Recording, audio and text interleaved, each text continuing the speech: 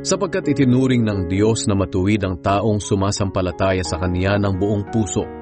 At kung ipapahayag niya na siya'y sumasampalataya, maliligtas siya.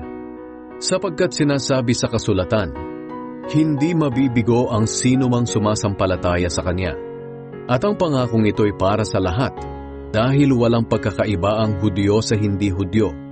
Ang Panginoon ay Panginoon ng lahat.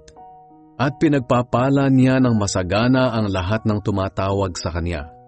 Sapagkat sinasabi sa kasulatan, maliligtas ang lahat ng tumatawag sa Panginoon.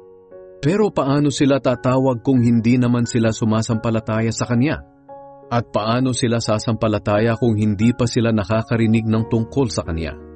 At paano sila makakarinig kung walang nangangaral? At paano makakapangaral ang sinuman kung hindi naman siya isinugo? Ayon sa kasulatan, napakagandang pagmasdan ang pagdating ng mga nagdadala ng magandang balita. Pero hindi naman tinatanggap ng lahat ang magandang balita.